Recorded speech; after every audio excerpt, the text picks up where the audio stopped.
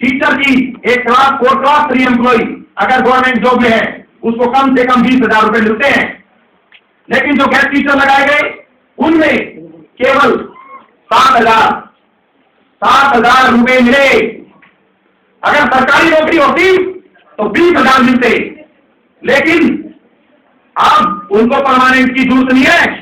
सरकारों में मंत्री permanent, MLA permanent, MP permanent, लेकिन एजुकेशन में जो यानी कि करके आए हैं और जिनके कारण समाज का पढ़े लिखे आदमी नहीं होंगे तो समाज का डिग्रेडेशन हो जाएगा, अपग्रेडेशन।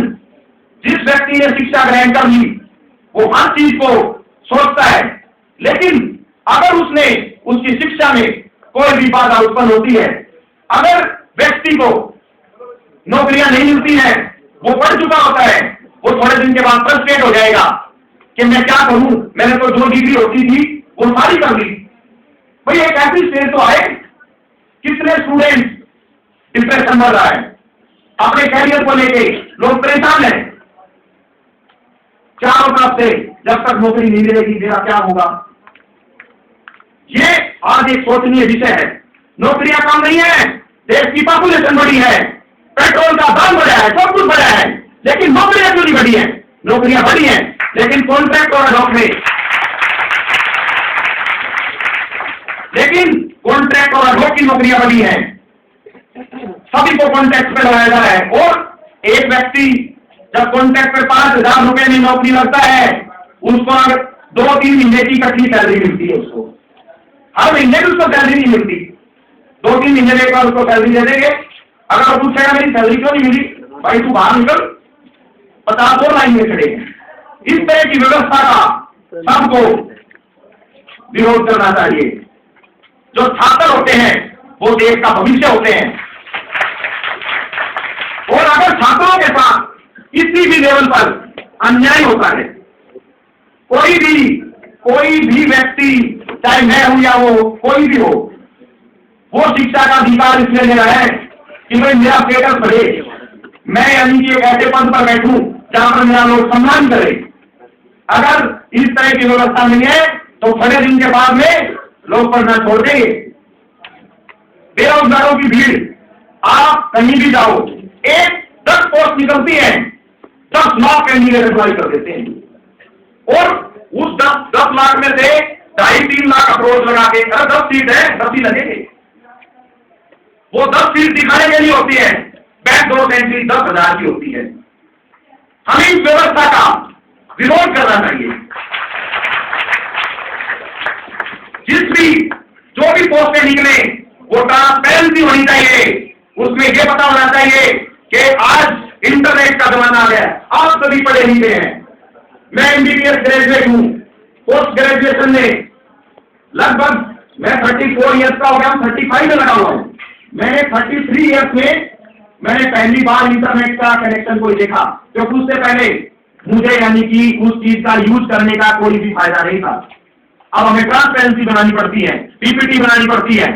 कितने व्यक्ति रहते हैं, कितने स्टूडेंट्स रहते हैं, कितने गांव के स्टूडेंट्स रहते हैं जिनके घरों में इंटरनेट की व्यवस्था है।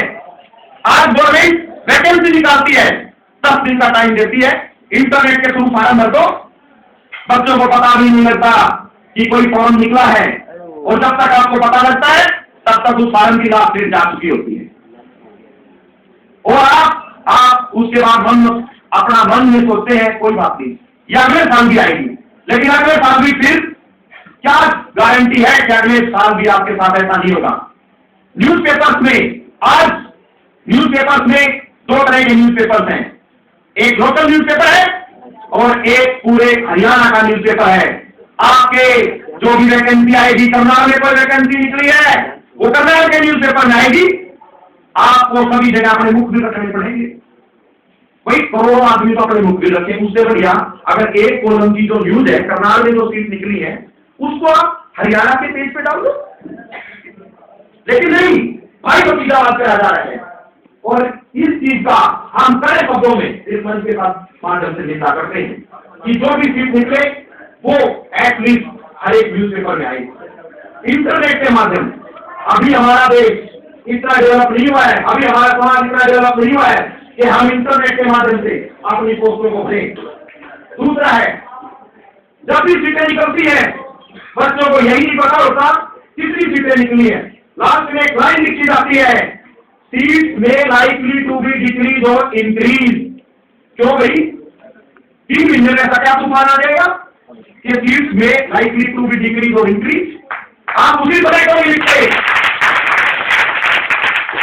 आप उसी तरह लिखे कि भाई हमारी इतनी सीटें, इसकी इतनी है, जनरल की सीटें इतनी है, शेड्यूल कास्ट की इतनी है, बैकवर्ड क्लास की इतनी है, ओबीसी की इतनी है, अल्पसंख्यक की इतनी है, फिजिकली हैंडीकैप की इतनी है। लेकिन सरकारों की मंशा ठीक नहीं है। कॉन्ट्रैक्ट और एडहॉक में वही व्यक्ति स्थान प्राप्त करेंगे जिनका अप्रोच होगी।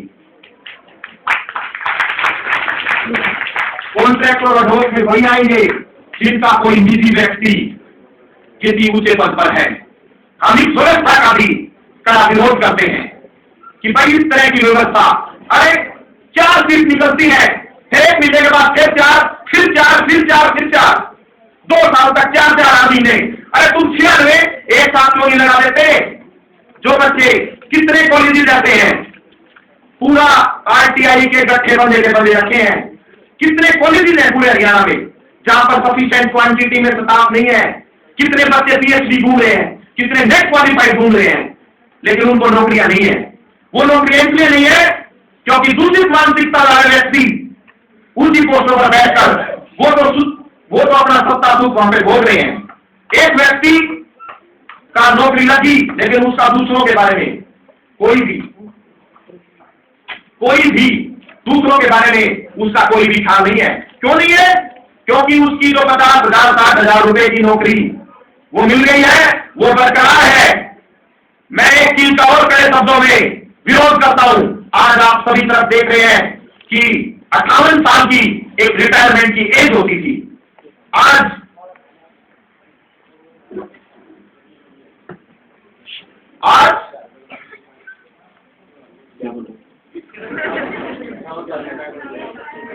रिटायरमेंट की जो एज है, क्योंकि बड़े इश्यूज होते हैं, क्योंकि दिमाग इश्यूज से भरा पड़ा है। आपको एक सोचकर, अरे एक व्यक्ति है जिसकी उम्र 58 साल की हो गई है, वो रिटायरमेंट हो गया है, लेकिन वो रिटायर नहीं होता, उससे पहले उसका रीएम्प्लॉयमेंट का लेटर आ जाता है। एक 25 साल का, 27 साल का, 30 साल का, एक 35 साल का बेरोजगार व्यक्ति तो एक लाइन में खड़ा है कि मुझे यानी कि नौकरी मिल जाएगी। उसको तो मिलती नहीं। उस 58 साल के व्यक्ति जिसको पेंशन के रूप में उसका पेट भरने के लिए रोटी तो मिल जाएगी, लेकिन उसको हम जो ये रीएम्प्लॉयमेंट है, इस स्थिति का मैं इस मंच के माध्यम से कड़ा विरोध करता हूं।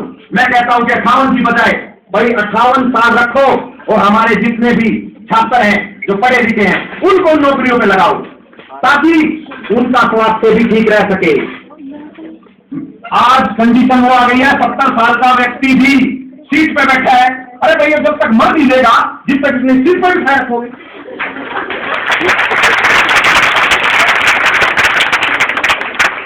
उसका वो 70 साल का व्यक्ति, उसका हाथ चलता नहीं, साइन करने में भी भाई पकड़ो आप इसका साइन करो। वो ऐसा क्यों कराते हैं? क्योंकि कुछ उनके लॉयल आदमी होते हैं, लॉयल आदमी जो उनके कहने से कुछ भी करते।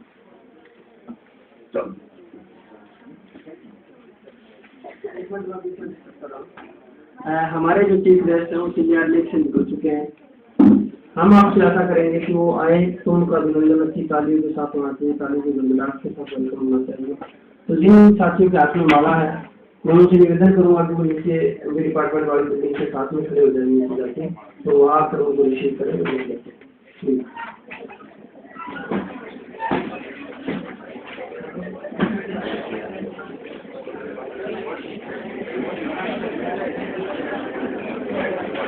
दूसरा, आज जैसा सीटों का यदि केवल इस सरकार की आपकी भी एंट्री करवाओ। मैं एंट्री हूँ। अच्छा